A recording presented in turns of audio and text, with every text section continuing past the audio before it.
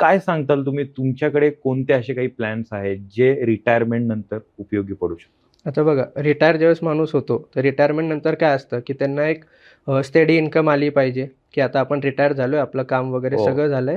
आपल्याला न काम करता एक इन्कम सोर्स आला पाहिजे, जेणेकरून आपण आपलं रिटायरमेंटच्या नंतरचं आयुष्य हे एकदम चांगल्या प्रकारे हॅपीली जगू शकतो. तर मग त्याच्यासाठी तुम्हाला सगळ्यात बेस्ट ऑप्शन एस-डब्ल्यू-पी आहे, सिस्टमॅटिक विथड्रॉल प्लॅन.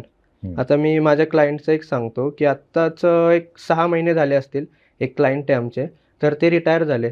तर मग त्यांना रिटायरमेंटला अमाउंट भेटली. एक लमसम अमाउंट ₹75 लाख त्यांना हं. अमाउंट तुम्ही 70 लाख घ्या, म्युच्युअल फंडमध्ये टाका आणि हे 5 लाख घ्या आणि तुम्ही आणि काकू युरोप ट्रिपला जावा फिरायला. मग ते 5 लाख घेऊन फिरायला जावा आणि 70 लाख रुपये म्युच्युअल फंडमध्ये टाकू आपण आणि त्याच्यातून एस-डब्ल्यू-पी स्टार्ट करू. तिथे तुम्हाला किती भेटत होते?